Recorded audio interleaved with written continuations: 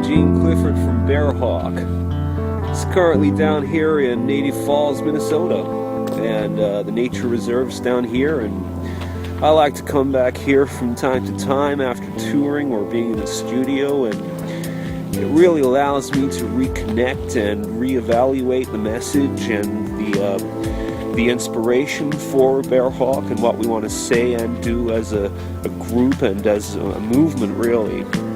And as a visionary from the group, I find that this is the center hub of all of BearHawk's meaning and philosophy. I come down here for the main reason to talk to the nature here.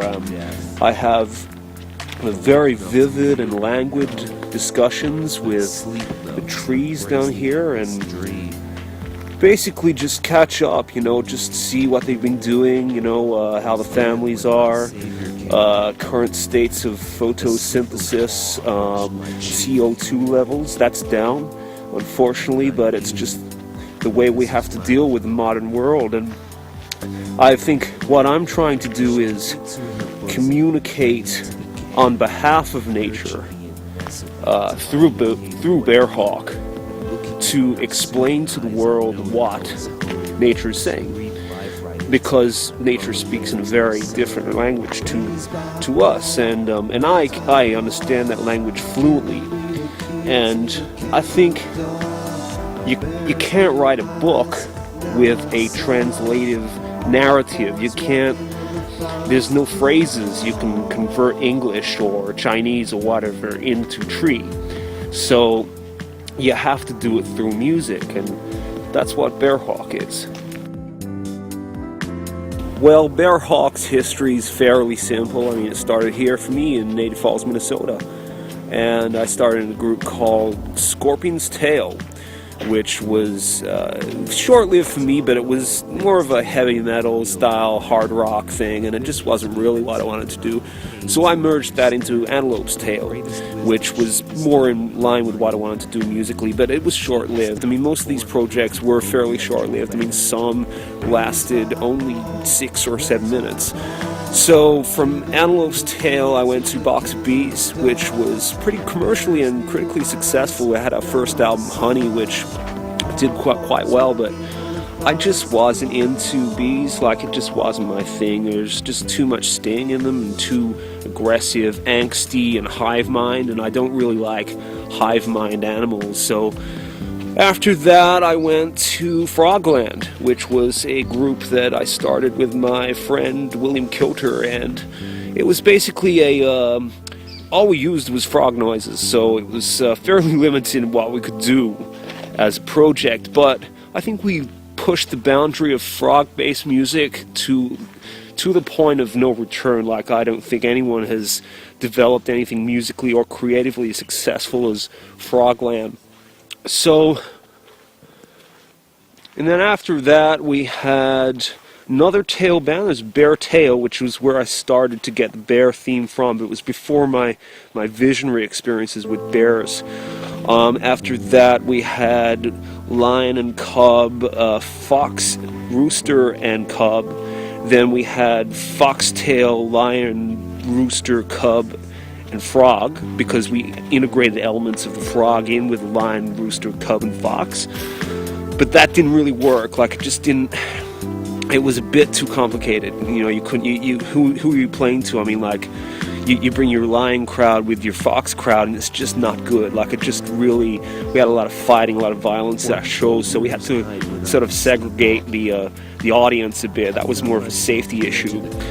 So from then we had Rattlesnake Parlor, which was a nice sort of acoustic band, which had about 7 guitarists, 14 full-piece orchestra, which was really good, but again, it just wasn't what I wanted to do. And this was all before my visionary experiences that I had with BearHawk, and I think it was only then that I realized what it was. Well, the story behind Raised by Paul was due to an experience that I had, which is probably the most profound and moving experiences of my life.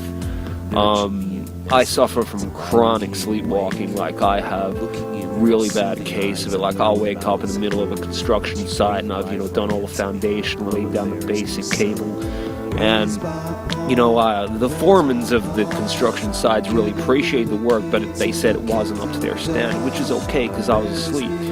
So anyway, one night I'd fallen asleep and slept walk and went out to down to the creek near my house, and this is in the middle of winter. This is in January, and like, I had a severe case of hypothermia. I mean, I was practically on my deathbed, and just lying there on this creek, and like, I was half asleep, half awake, when you're sort of like half asleep, and I just remember a single paw just stroking my face, and I just felt so lulled. And even though I was on the verge of death, I just knew that everything was going to be okay, and that everything was going to be all right, because this fur just kept on repeatedly stroking my cheek. And then Mama Bear took me into her cave, and she placed me down and just gently stroked me up into her bosom, and she didn't offer milk, but she put me close into her chest so that I was warm, and she warmed me back into safety and into health. And I just remember looking up into her eyes, and I just thought, this is my new mom. I mean, I can't go back to my old mom. I mean, sweet as my mom is, I mean, Mom does make me breakfast, lunch, dinner, and takes care of all of my laundry, but she's never going to come close to Mama Bear in terms of what she gave me. I mean, sure, my own mother gave me life, but Mama Bear took me on the verge of death and gave me life. She gave me a rebirth that my own mother can't give. And I've told this to my mother over the holiday season, but she at first didn't really understand, but I think now she understands what the meaning and the significance is for me. She's okay with that. I still give her cards at Christmas time, and I call her every now and then, but she knows. It's just like a breakup, like, you just know it's just not right, and I have a new mother now, and that's Mama Bear. And probably the most important thing, though, was when Mama Bear was nestling me back to health, and she just leaned over to me and whispered in my ear, and she said, "You got to start this band called BearHawk, Eugene.